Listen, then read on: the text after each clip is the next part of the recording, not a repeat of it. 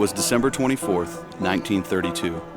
The country was in the midst of the Great Depression, and people were suffering incredible financial loss and despair. In the small town of Moweaqua in central Illinois, over 100 men were fortunate to have a job, working from September to March each year to mine coal over 600 feet below the Earth's surface. But on that Christmas Eve, only half the usual number went down into the mine to work.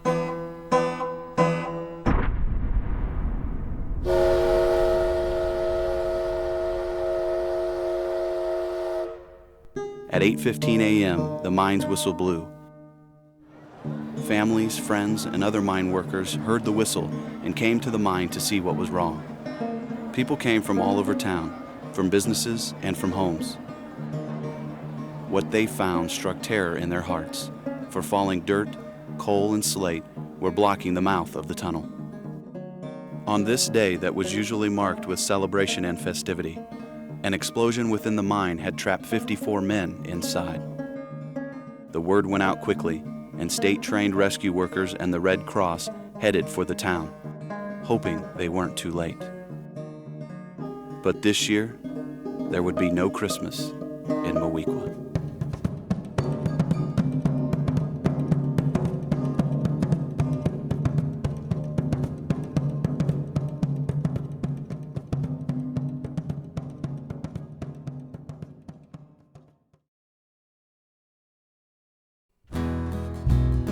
Today's village of Moweaqua is a small rural farming community located 15 miles south of Decatur, Illinois on Route 51, with nearly 2,000 residents. The village currently has more than adequate emergency and health services. In its 2 parks and 18-hole golf course, the residents enjoy many recreational activities. The new library has an extensive genealogy room.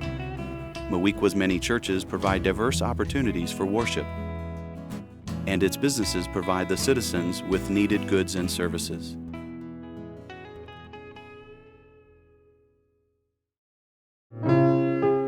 The present site of Moweaqua was plotted in 1852 by settler Michael Snyder. He constructed the first store building and donated land for a sawmill and grist mill.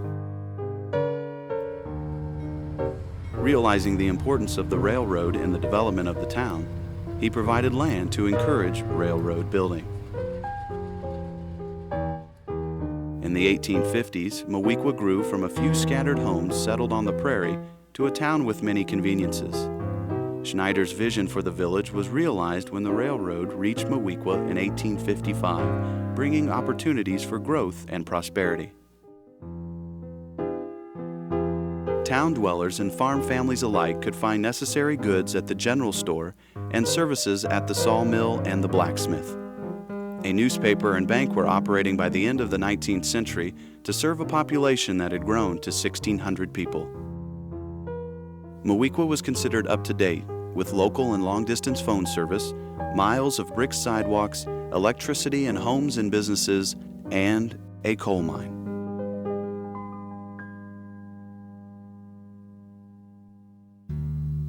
Coal discovered in Moweaqua was announced in the Moweaqua Call Mail newspaper in 1889, but the Moweaqua coal mine was not started until December 1891. The mine was located about 4 blocks south of the railroad depot.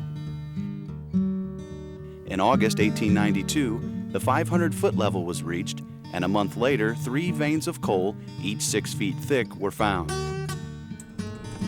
The first coal was offered on the market in mid-September of that same year. By 1897, over 100 miners were employed at the mine, and about 20 to 30 tons of coal was mined daily. Most of the miners were day laborers, with about 60% of them being immigrants. Although Moweaqua's history does not reflect the turmoil of coal mine wars in other Illinois communities, the workers dealt with many of the same issues: fair wages, fair workday, safety, and union membership. Mine workers also came to town after having worked in other mines in Illinois, including the Assumption Coal Company in the neighboring community of Assumption. Because the work at the mine was seasonal, mining was done from September through the end of March. Pamela Moore is the co-founder of the Moweaqua Coal Mine Museum. The demand of coal in the summer months wasn't as great as it was during the winter time, and plus during the summertime they had more trouble with the barometric pressure and gases, so that's another reason why they didn't mine during the summer months. William Harriet, who is pictured right here in this picture, he was the only gentleman that worked all year round at the mine itself because he was the engineer of the mine. This picture of the mine shows the site in 1925. The large upright building on the right is the tipple of the mine, where the shaft went down 625 feet.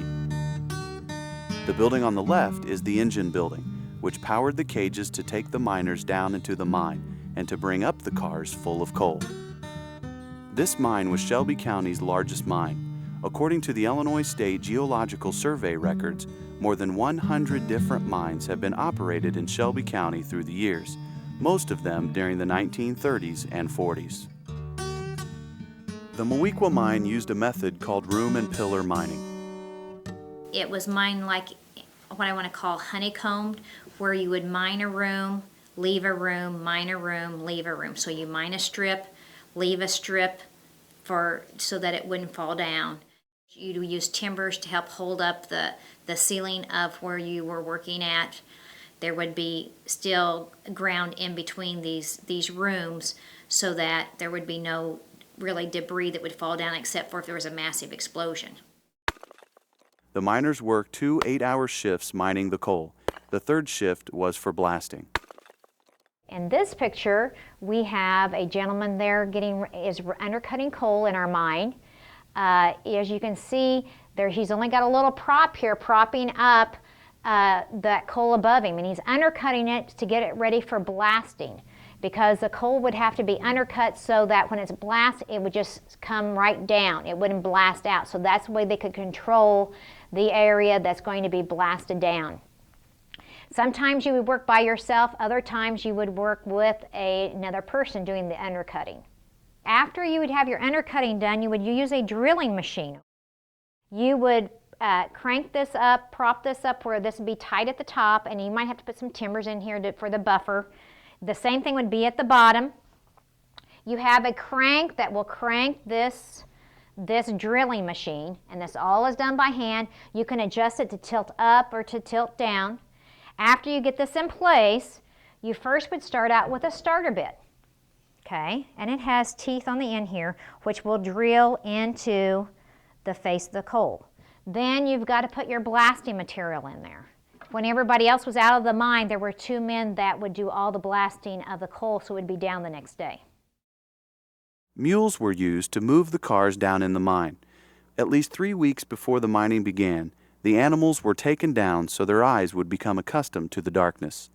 Well, the mules were stable down there the whole mining season.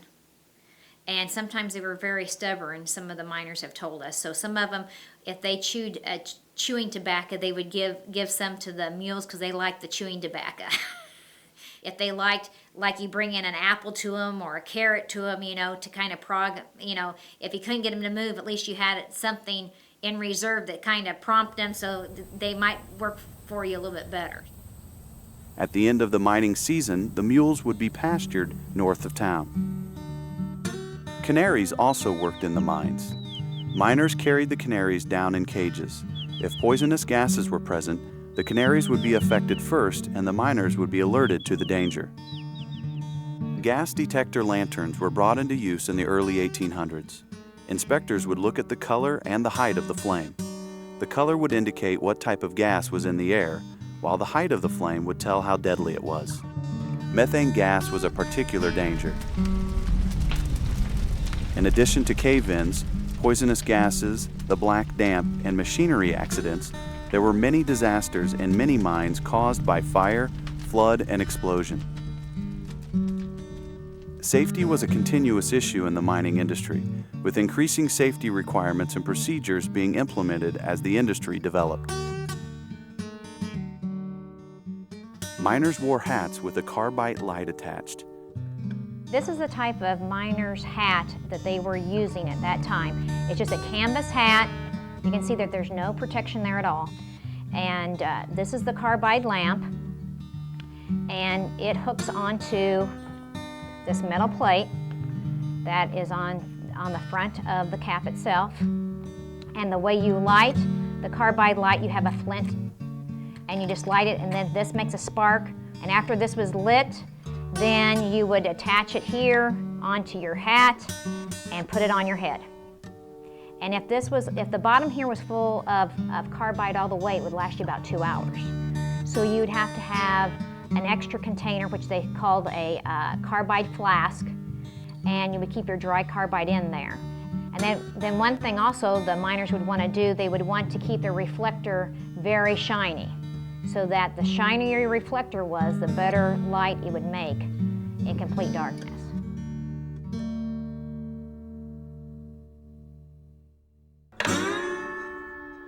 Many fathers and sons worked together in the mine to support their families.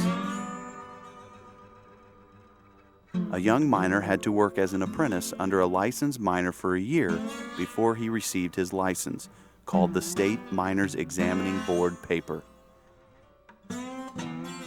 Many Moweaqua miners began working in the mines as teenagers, some as young as 13 years old.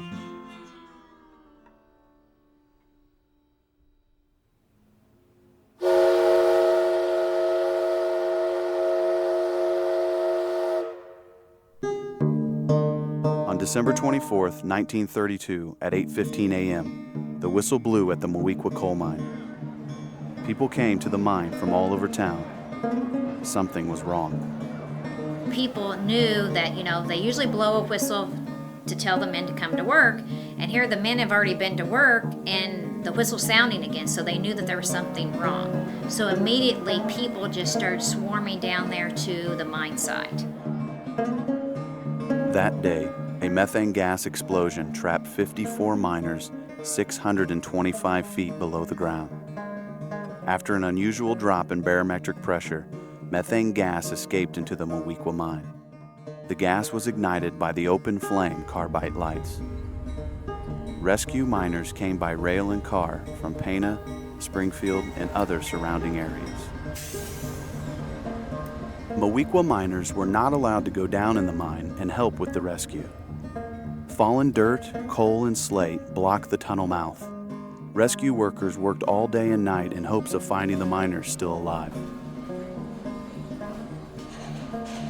The Illinois Central Railroad provided rail cars to feed and bed the workers, so the rescue work could continue nonstop.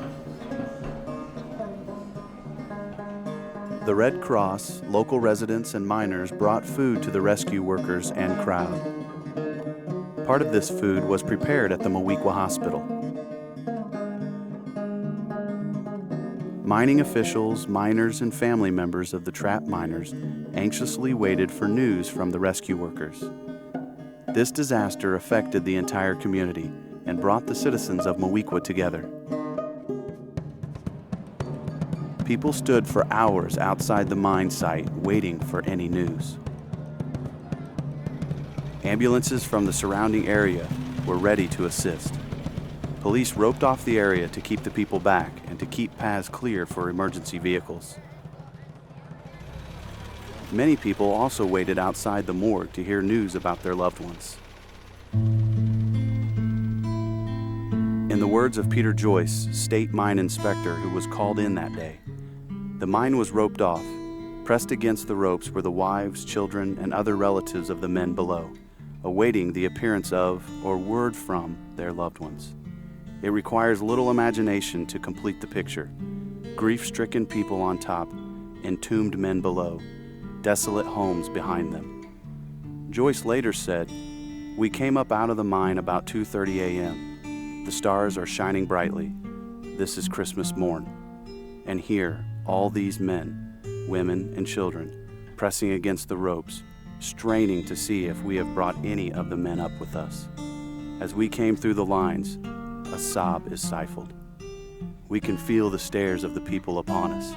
We bring no word other than that progress is being made to get to the inside."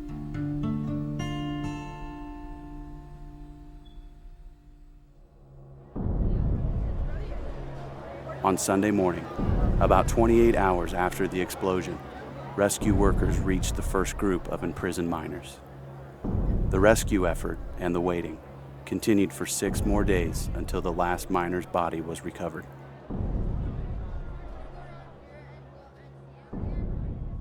"28 hours after the explosion, they reached the first group of imprisoned miners.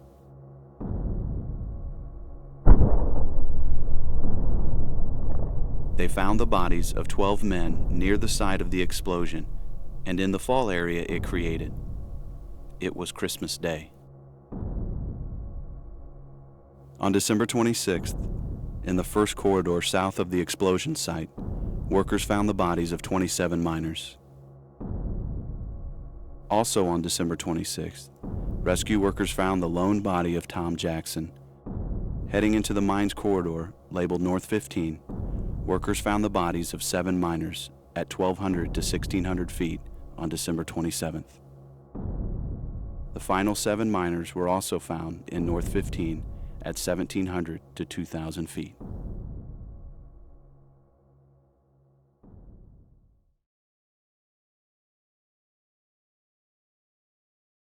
In this disaster, 54 miners died, 1/2 of the number of miners employed there. Only 2 miners, Frank Flosky and Ibra Adams, survived the disaster. They were near the cage at the base of the shaft in the coal mine and were able to escape. Of those who died, the oldest miner was David Cooley, 69, and the youngest was Andrew Potzik, 18. 6 of the 54 miners killed were under the age of 20. These miners left 33 widows and many children. Because the disaster happened on Christmas Eve, area residents and victims' families didn't really celebrate the holiday that year. Headlines in local papers announced that Santa Claus died in the Moweaqua mine disaster, referring to the death of miner Tom Jackson, who had the role of Santa Claus in Moweaqua celebrations. He was a very jolly person, kind of a bigger built person that would, really fit nice in a Santa Claus outfit. And he would play Santa Claus for the Legion in town. And the Legion in town at that time would give candy and small toys to the needy children. And so on Christmas Eve, they would always set him up on the town square or by the Legion Hall, and kids could come and see Santa Claus. And so that year there was no Santa Claus to give out candy and small toys to the needy and the local children, because they didn't feel like they could replace him, because he was one of the men that was down in the mine. He intended to work only until noon that day in order to get ready. Jackson had been a miner for 40 years.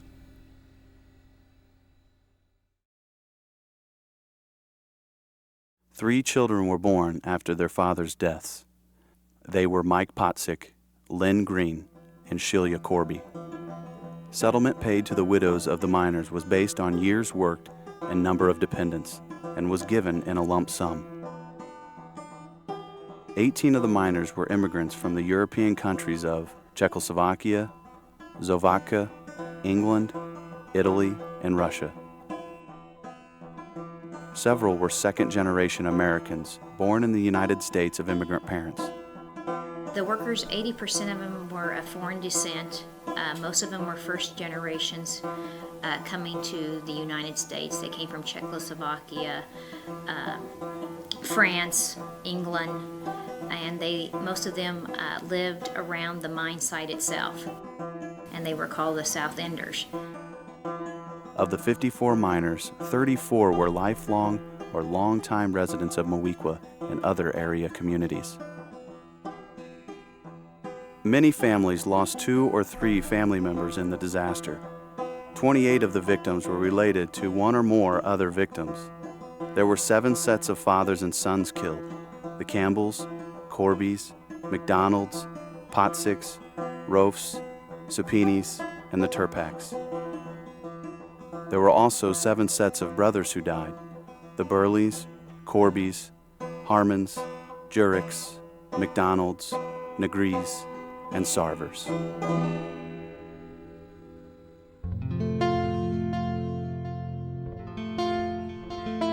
Joseph Hibbard, known as Joe Ben, was born in Moweaqua, the child of immigrants from England.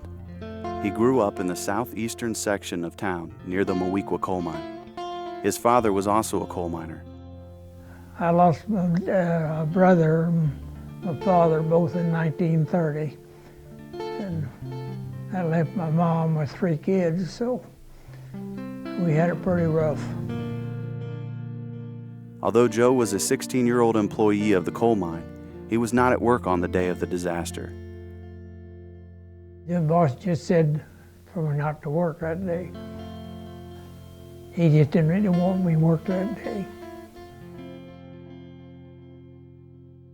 His uncles, Tom and James Burley, and several of his friends were killed that day. Oh, I knew a lot of them, and I had 2 uncles that was killed in the mine disaster. But I would have been on the bottom, as they call it, greasing cars.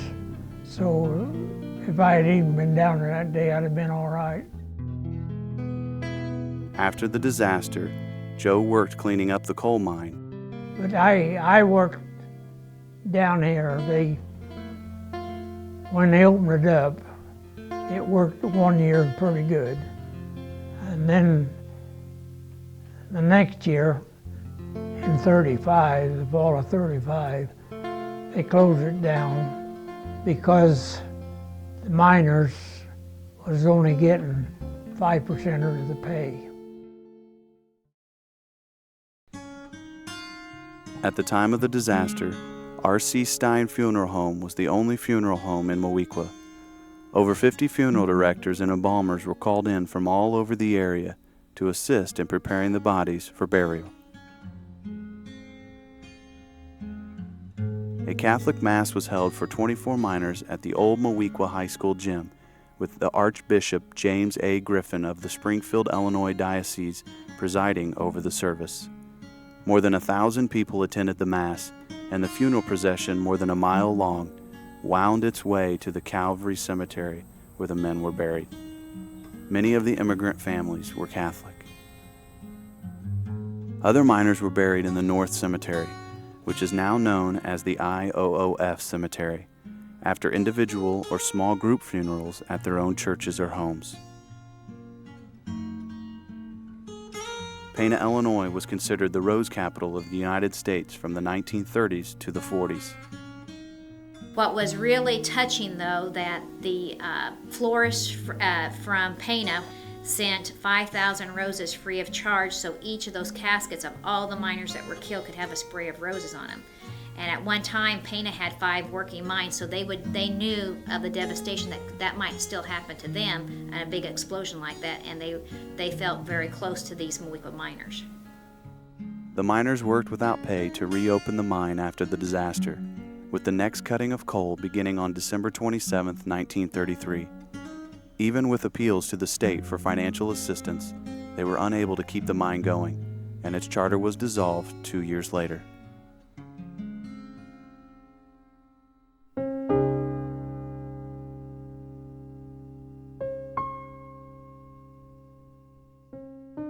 There are several memorials to help the citizens of Moweaqua remember the miners.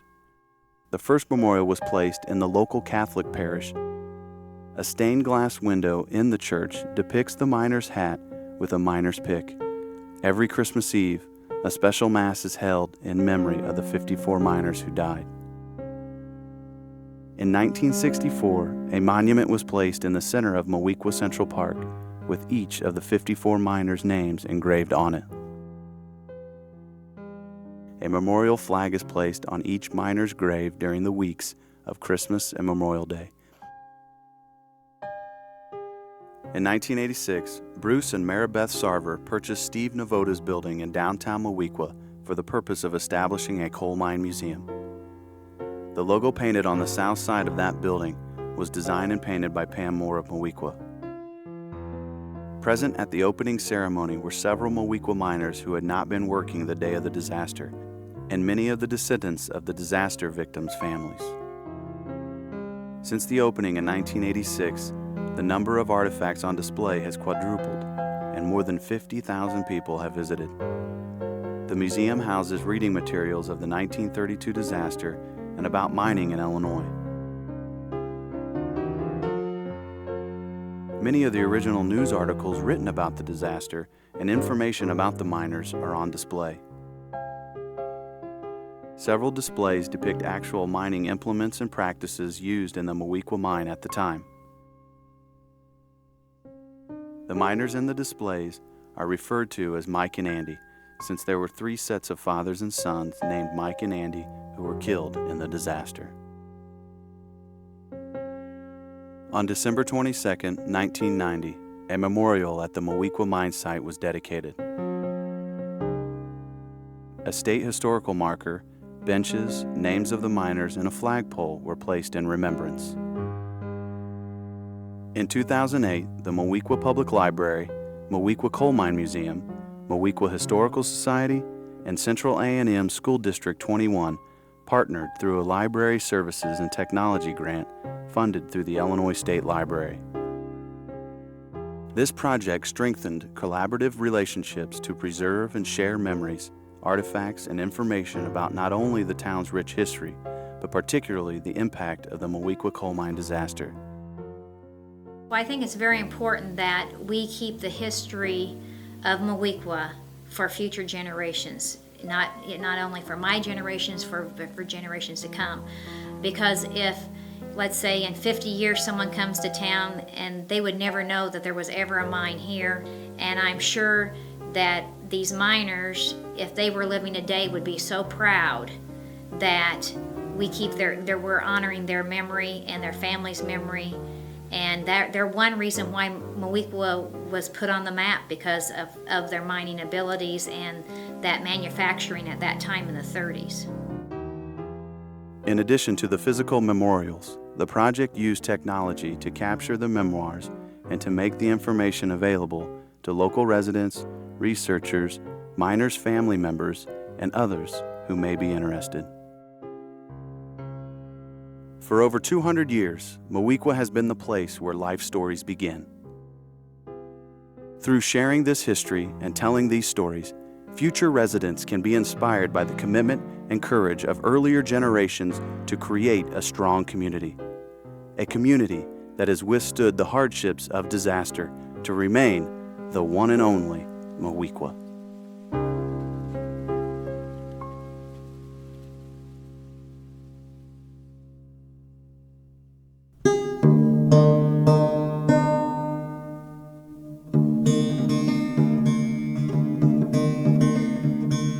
Down here in Moweaqua, Illinois, December 1932, 56 men went down in the mine, only to return.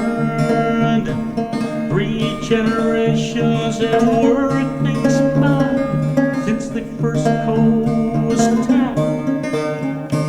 It only took one day to blow it all away when a spark ignited black time.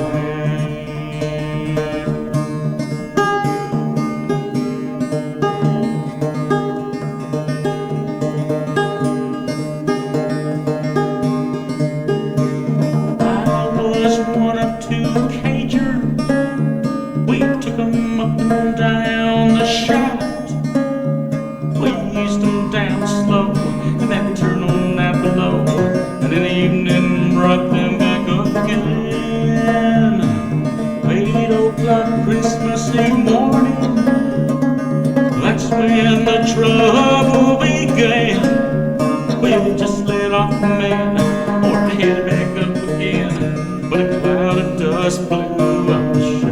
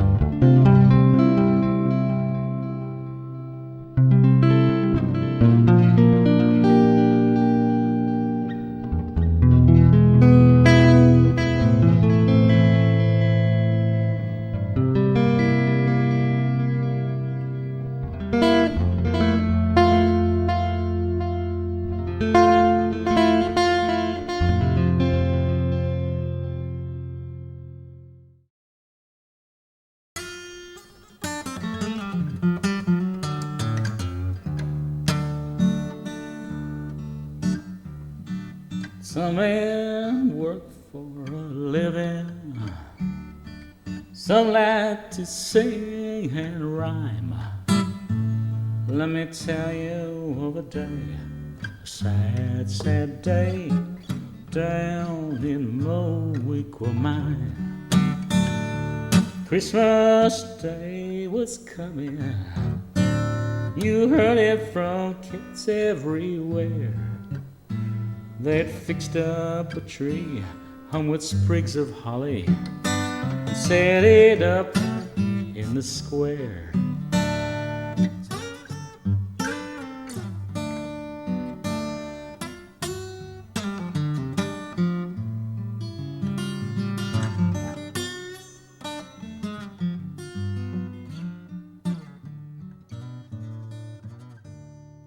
Funding for this grant was awarded by the Illinois State Library, a division of the Office of Secretary of State, using funds provided by the Institute of Museum and Library Services under the Federal Library Services and Technology Act.